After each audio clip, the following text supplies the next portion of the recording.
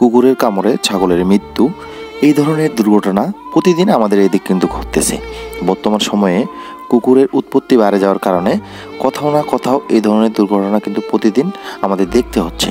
আমাদের ঠাকুরগাঁও জেলাতে বর্তমান সময়ে কিন্তু এটি বেশি লক্ষ্য করা যাচ্ছে। অন্য কোথাও এই ধরনের দুর্ঘটনা ঘটতেছে কিনা সেটা কিন্তু জানি না। তবে আমাদের এদিক 4-5টা কুকুর যদি একসাথে থাকে, যদি একটা ছাগল বা মানুষকে দেখতে পাই, এই মানুষের কিন্তু রেহাই তারা দেয় না। তারা কিন্তু ছাগল হলে তো ছিঁড়ে ছাড়ে, পেটের ভুটি ফাটা বের করে দেয়, আর মানুষ হলেও কিন্তু মানুষকে আক্রমণ করে। একা একটা মানুষ কিন্তু সহজে 4-5টা কুকুরের সাথে পারে না। অনেক সময় যদি 2-3টা ছাগল থাকে, সেই 2-3টা ছাগলকে ওরা অ্যাটাক করে বসে। এই ধরনের কিন্তু দুর্ঘটনা এখন আমাদের এদিক প্রতিনিয়ত ঘটতেছে।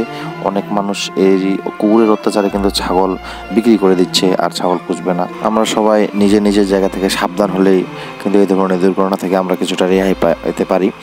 সেই সাথে আমাদের ছোট বাচ্চাদের একা কিন্তু কোথাও ছাড়বো না, কারণ 2-4টা কুকুর যদি একটা ছোট বাচ্চার উপর অ্যাটাক করে বসে, সেক্ষেত্রে কিন্তু বড় ধরনের দুর্ঘটনা ঘটে যেতে পারে। বন্ধুরা, ভিডিওটি সবাই শেয়ার করে দিবেন, যাতে এই ভিডিওটি দেখে সবাই শিক্ষা নিতে পারে এবং সবাই সাবধানতা অবলম্বন করতে পারে।